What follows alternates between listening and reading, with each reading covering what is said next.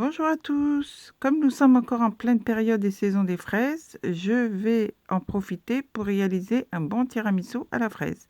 Pour cela, il me faudra 500 g de fraises, 5 œufs, 250 g de mascarpone, 100 g de sucre glace, une vingtaine de biscuits à la cuillère et quelques feuilles de menthe. Pour la quantité que je vais utiliser aujourd'hui, je les disposerai dans 3 petites verrines et un moule rectangulaire à peu près de 20 cm. Je vais commencer par réaliser le sirop de fraises. Pour cela, j'ai coupé au moins 5-6 fraises en petits morceaux dans lesquels je rajoute 2 cuillères à soupe de sucre glace. Je vais rajouter 2 cuillères à soupe de sirop de coquelicot 100% bio réalisé avec du sucre de canne. Je rajoute également 2 cuillères à soupe d'eau de fleur d'oranger. Une fois que j'ai mis une partie de mes ingrédients, je vais mixer le tout. Pour avoir un meilleur résultat, de préférence, laissez-les macérer toute une nuit. Si vous êtes pressé, 2 minutes au micro-ondes, ça fera aussi bien l'affaire. Je rajoute mes feuilles de menthe, un petit peu de jus de citron et je viens mixer une seconde fois afin que mes fraises prennent bien le goût de la menthe. Ensuite, je vais filtrer pour récupérer le jus. Bien écraser avec la cuillère afin de récupérer le maximum de coulis de fraises. Je vois que le sirop a un petit peu pris. Pour faciliter le trempage de mes biscuits, je verse mon sirop dans un ramequin assez large. Je viens remettre au frais et je passe à l'étape suivante. Je viens casser mes 6 jaunes d'œufs.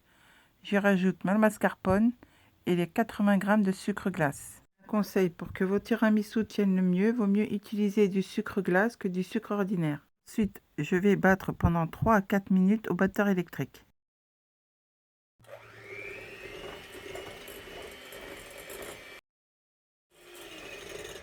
Une fois que j'ai bien battu mes jaunes d'œufs à la mascarpone, je vais faire de même avec les blancs d'œufs.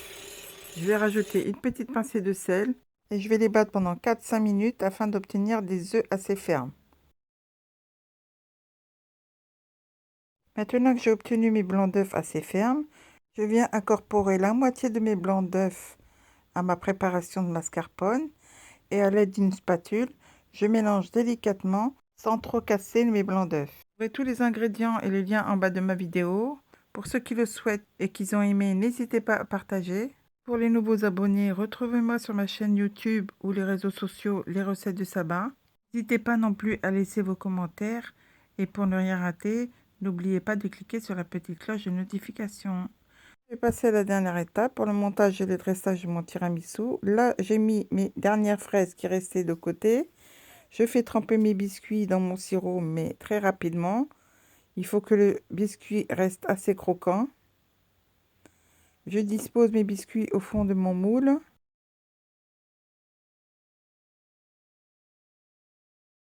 Je viens verser une partie de ma crème mascarpone sur les biscuits.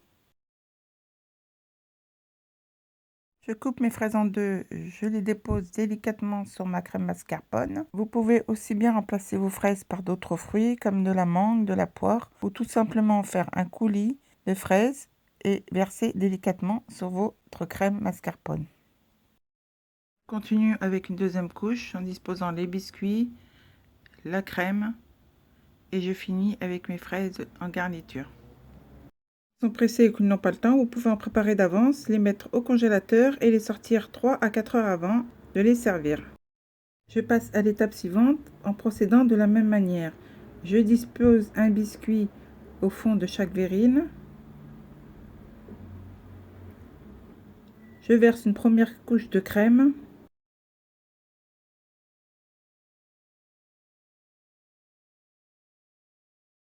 Les fraises restantes, je les ai coupées en petits morceaux. Je les dispose sur mes verrines. Gardez-en quelques-unes pour la garniture.